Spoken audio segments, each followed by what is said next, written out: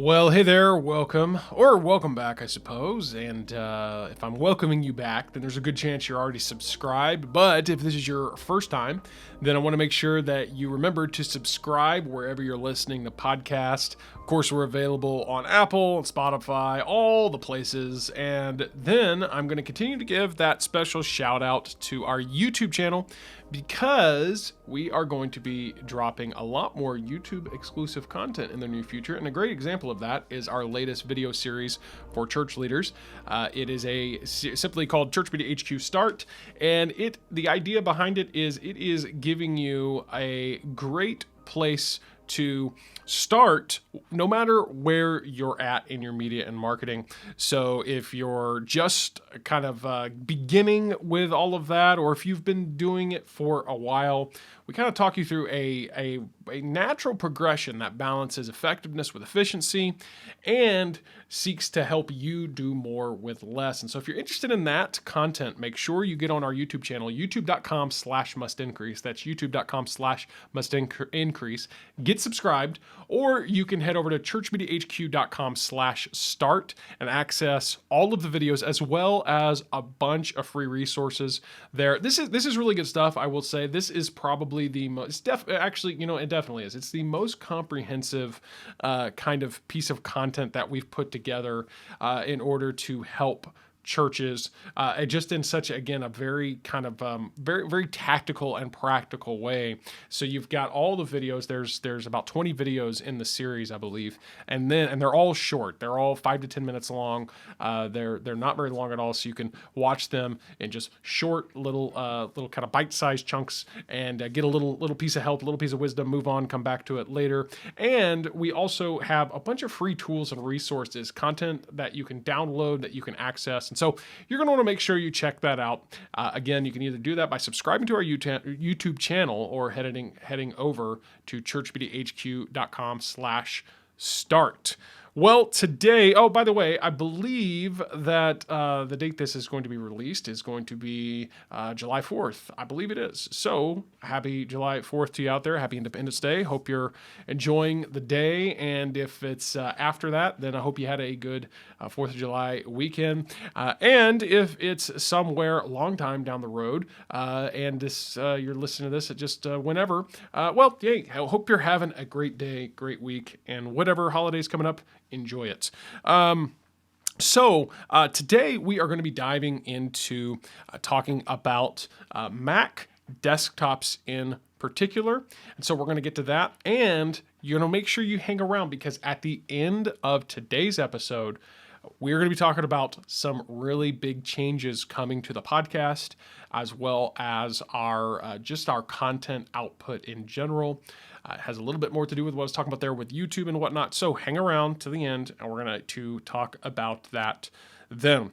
Well, so we discussed in not the last episode, but the past couple episodes before that, we were talking through this idea of utilizing or what MacBooks rather is best for you. So we talked about, okay, if you're a standard user, you're using your MacBook for, what most people do.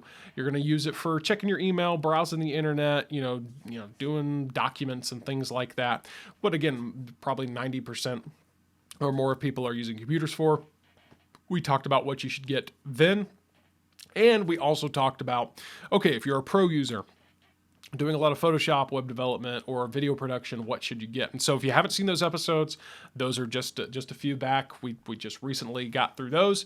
But today we're going to revisit the topic, but we're going to look at it from the standpoint of MacBooks, or not MacBooks rather, but Mac desktops. So Apple has a pretty big lineup of computers in general, but something very important to note is that Apple's making a really big change, and they have been for the past couple years, of shifting all of their computers to be powered by their own silicon, their own processors and chips.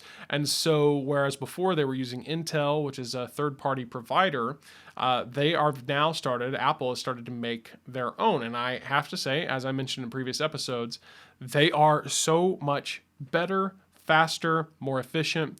They are better all around. And so with all of that in mind, I want to talk you through kind of what I would do if I was purchasing a desktop, and talk about kind of the different advantages of that. This is another reason, if you aren't connected with our YouTube channel, that you're going to want to do that, because videos or episodes like this, rather, are going to make a lot more sense if you're watching the video, because I'm about to share my screen and show you some stuff. And I will do my best to describe it by way of audio, but it will make a lot more sense if you're looking at it as well. So make sure that you check out our YouTube channel so that you can watch the video version of this episode. So with that in mind, I'm going to go ahead and share my screen, because the first thing we're going to talk about is the standard level computer. So again, this would be for the standard user. For you pro users and power users out there who are using your computer for, heavy graphic design and video production and things like that. Yep, we're getting there too.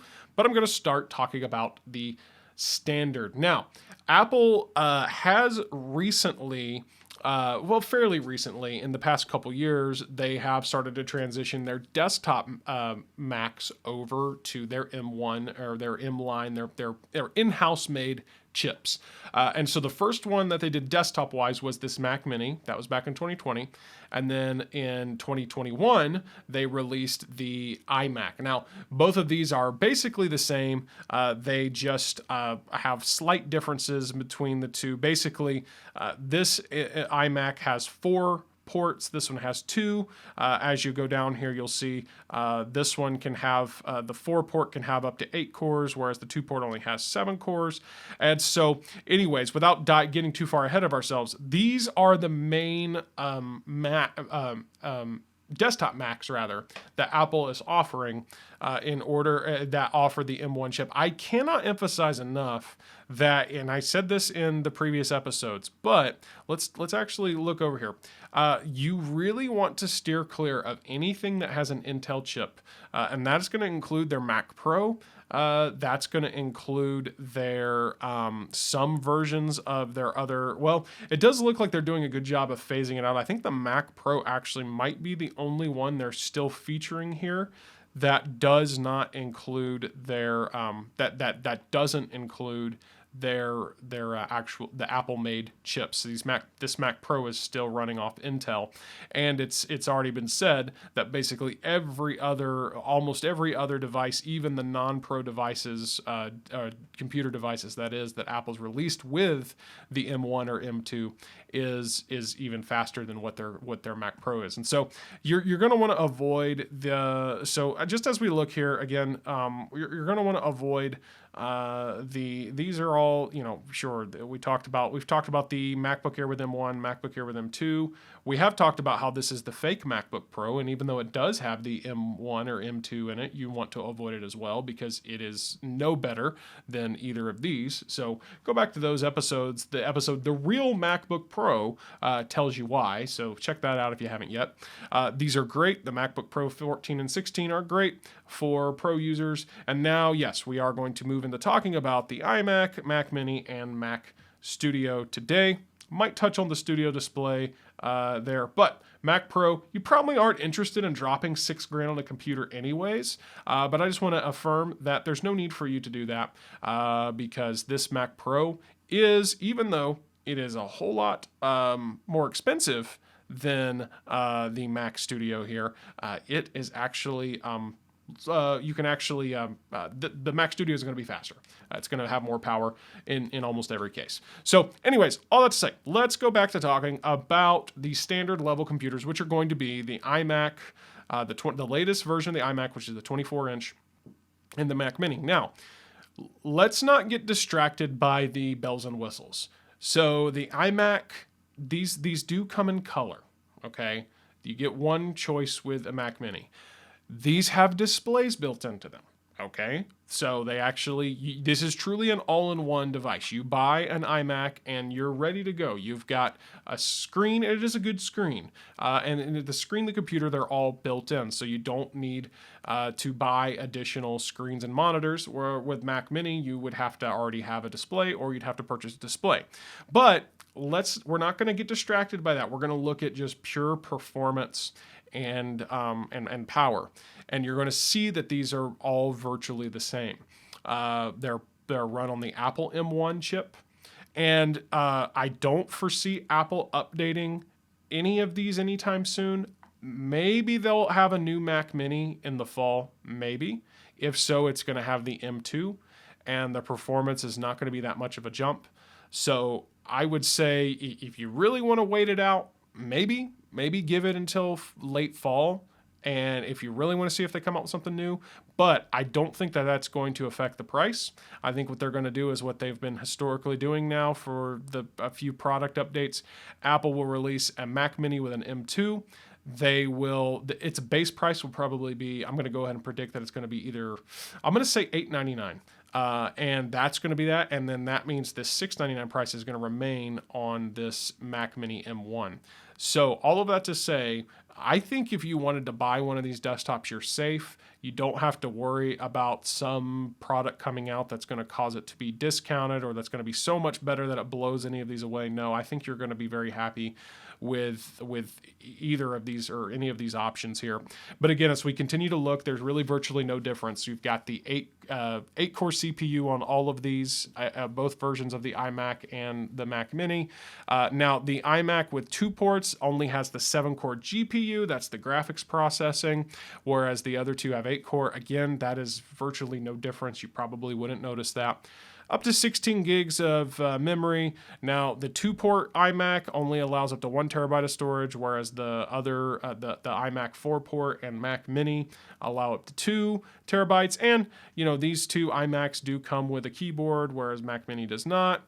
And we can continue to look down here at all the different things. We're not going to do that for now. But let's move on to talking about what I would recommend in terms of if I was going to buy one of these. So I am actually going to recommend, because I know, hey, we're looking to ball on a budget, right? So if we really want to get the most bang for our buck, I am going to recommend that we go with the Mac Mini. So let's go over here, go to Mac, and choose Mac Mini, and go to buy, and then let's start with the base model right here, the $699 model. We again, as we talked about, there is one exception to this, and we're going to talk about that in a moment. But I never, with one exception, recommend the base model.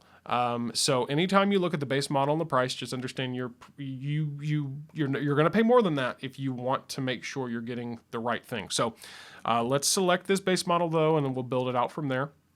All right. So on memory, 8 gigs or 16 gigs. I talked about this before. I'm not going to yell at you if you keep it on 8 gigs, but if you are going to be doing anything like if you're going to have any Adobe products installed at all, then I'm going to recommend that you go ahead and get 16 gigs of RAM. So if you're going to have Photoshop, InDesign, anything like that, even if you're going to be lightly using it, I would recommend getting the 16 gigs. And I'm going to recommend that in general because, as I've mentioned in the previous episodes, the more apps for computers and Macs continue to develop, the more resource intensive they're going to become.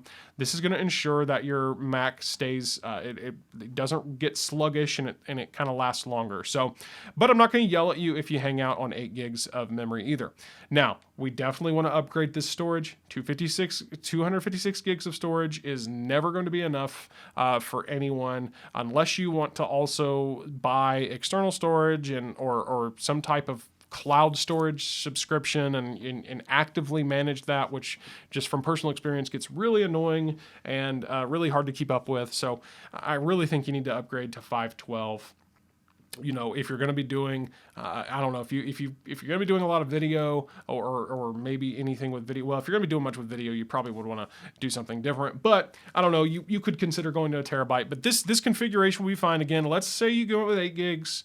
Again, I'm not going to yell at you for that. I don't think it's a great idea, especially if you're doing Adobe products, Photoshop, and all that. But again, I'll let it be. So 8 gigs, 512. Now we are looking at a $899 is the price, and that is going to be it. Now, as far as the Ethernet, you don't need to worry about that. I highly doubt many would benefit from 10 gigabit Ethernet. But anyway, so let's look at that price. Now, let's look real quick at this iMac with the iMac. So again, the biggest difference here, again, let's configure it exactly the same. So we got 8 gigs of memory, 512 of SSD storage. Same over here, 8 gigs, 512. We're going to now so the configurations are the same. Now, understand this, that when it comes to the biggest difference. The biggest difference between these two, and we have the performance exactly the same. So we're looking at 8-core CPU with an 8-core GPU, and looking at the same 8-core, again, 8 gig, 512. Just want to make sure we're verifying that we have these exactly the same. 8 gig, 512. Look at the price difference. $1,700 versus $900. Okay, so that is literally a $800 difference between the two. So, and what are you getting? What are you getting when you buy the iMac versus the Mac Mini? Well, obviously you've got this screen built in, and they do include a mouse and keyboard. Okay, so with Mac Mini, you're literally getting this. That's it. That and a power cord. That's all you're getting is this little desktop Mac Mini right there, and the power cord with it. You have to buy the mouse, the keyboard, the display all separately. But think about this. There's a $900 difference in between the two. That is more than enough extra cash there to go and buy a good display. You might even be able to get two good displays for that.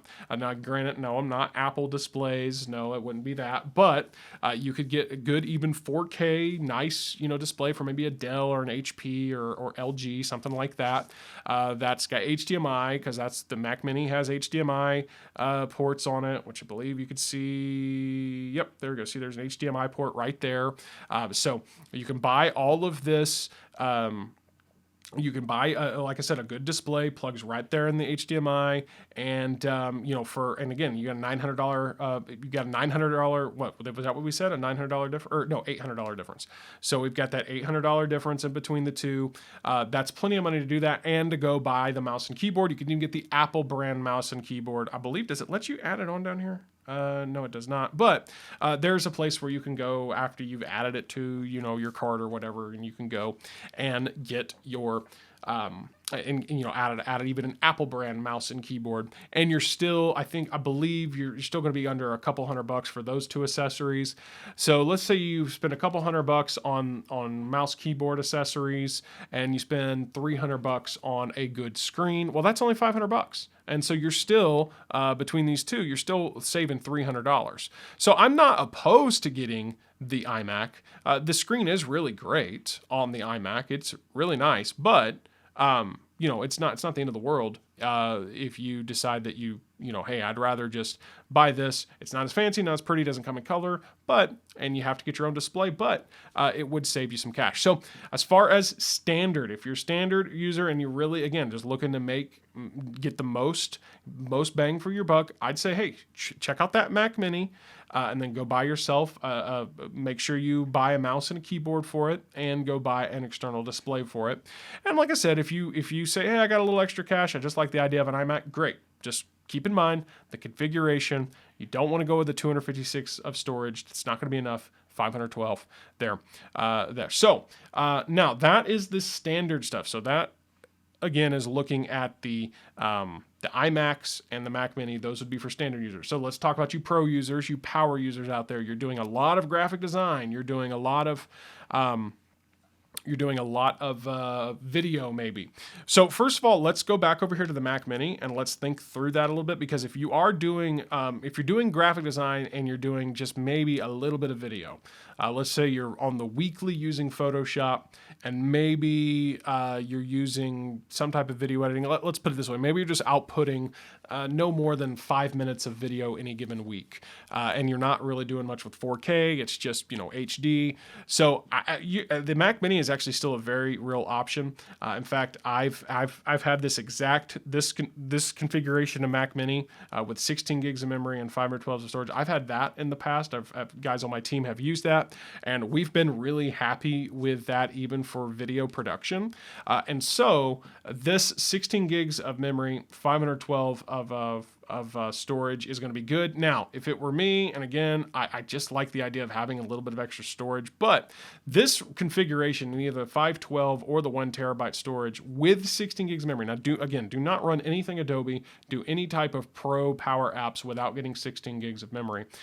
But this actually is a pretty good configuration. So really, it's very similar to what I would recommend for the standard user. Just make sure you add on that 16 gigs of memory, and hey, you've got $1099 and again $1,100. And again, we could make the same application over here with if you just wanted the iMac. Just make sure you get the 16 gigs, but now you're up to about $1,900. So if you're gonna spend $1,900, let's talk about the Mac Studio. So the Mac Studio is the latest, just really all new Mac from Apple. This is not a update to anything that they had before. It's a truly all new product line. You know, the Mac Mini, the iMac, the MacBook Pro, MacBook Air, these have been around for a while, and they've just updated those product lines with, you know, the latest and greatest technologies. The Mac Studio is truly an all new product line, and it is a beautiful machine. So let's just walk through the basics of kind of comparing, as you can see, the Mac Studio with the Mac Mini and the iMac 4-port version. So let's just look here. So obviously there's no display built into the Mac Studio. We're not going to get distracted by the bells and whistles. It only comes in silver, not all the colors. Again, we're not going to get distracted by all that. We're just looking at sheer performance and power. So the first thing you'll notice is that the M1 Max is the base chip that comes on the Mac Studio. So now this gets very confusing. Apple has all these versions of their in-house chips that they make, but the M1 Max and there's the M1, and now they have the M2. Then there's the M1 Pro, which comes on, that's available with the MacBook Pro, the real MacBook Pro.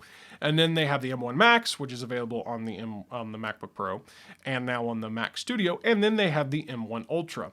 These are very, very powerful chips, very high performance, up to 20-core CPU with the M1 Ultra, up to 64-core GPU with the Ultra, up to 128 gigs of memory or RAM with the Ultra. That's insane.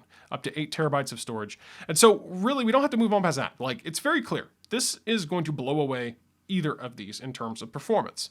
So let's talk about it. You say, okay, I want to buy this Mac Studio. Now, remember we said, okay, if I wanted to take this iMac and I really did want to make it to where it was, you know, kind of build it out to where it could handle some level of, you know, power performance with, you know, as far as, doing some Photoshop and maybe doing a little bit of video. Okay, well, 16 gigs, 512, well, we're looking at $1,900. So let's look at the Mac Studio. All right, so we're going here to Mac. We picked the Mac Studio. Let's go down here. Right here on this base model, let's hit select, okay? This is the only time that if you stuck with just the base model, I would say you're good. You're good to go. You are going to be fine. The M1 Max is a beast. 32 gigs of memory is very good. It's gonna, if you're doing video, it's gonna be very sufficient. Again, if you're doing insane amounts of output, then upgrade that. But you know, you're gonna be very happy with that. 512 gigs of storage, you're probably going to be fine. A terabyte might be better, but you'd be fine. And literally the base model would work. $2,000 for this. And really, if you think about this, I know $2,000 seems like a lot of money, especially when you look out there and say, oh, I can go buy a cheap piece of garbage PC for $200. Well, I know it can seem like a lot, but considering the performance on this is one of the greatest values Apple offers in terms of their computers. Now, again, it's like the Mac Mini in that it doesn't come with a screen, it doesn't come with a keyboard, it doesn't come with all of that. It literally comes with what's in the box, the computer itself, and the power cord. That's it. But if you can come up with a few $100 extra to get your screen, maybe you already have a screen. You already have like an HDMI screen, because again, this has HDMI. Look at all the ports on the back of this one, by the way. So it's got the HDMI, it's got 2 standard USB, 4 Thunderbolt or USB-C. It's got the Ethernet port right there. I mean, this is really cool, and it's the first desktop computer to have ports on the front. It's got 2 USB-C ports on the front and an SD card. But what I'm saying is if you already have a screen, a computer monitor with HDMI, then in theory, you can just use that, what you already have, and you can buy this and just plug it in. Make sure you have a mouse and keyboard, and you're good to go. Now, if you want to go crazy, I personally, if it were me, because this is the configuration that I got for my MacBook Pro, I would get the, I would go ahead and go with the 64 gigs of memory, and I would go with the terabyte. So yes, that takes the price up to $2,600, but that's me personally. And again, we're outputting quite a bit of video content any given week here, upwards of, probably 60 minutes would not be uncommon for us to have a week where we're doing that much video, producing it, editing it, all that stuff. That's me. So again, though, even if I got this, I'd probably still be good. I wouldn't feel like I'm doing something with my left hand. I mean, I would feel really strong about it. So, so this is the Mac Studio. It's a really impressive machine. I really love it. I don't have one. I don't need one, not anytime soon at least, because again, I've got the MacBook Pro that's basically this version of it with the M1 Max, the 64 gigs, the 1 terabyte. So, I'm good to go on that. But I will say this too: if you want to kind of get an idea of the difference in price, I mean, if I do configure rather a M1 Max MacBook Pro in these same configurations, you're looking at, I'm not going to take the time to pull it up right now, but you are looking at like probably another, I believe it's another probably $800 to $1,000. So again, it's kind of the idea of the iMac. Like it's really nice to have an all-in-one iMac or a MacBook, but if you can survive one of the desktop workflow and get your own screen, this is a great way to get a machine with a lot of power for a price that's really not that bad. I mean, $2,000 for what this machine does.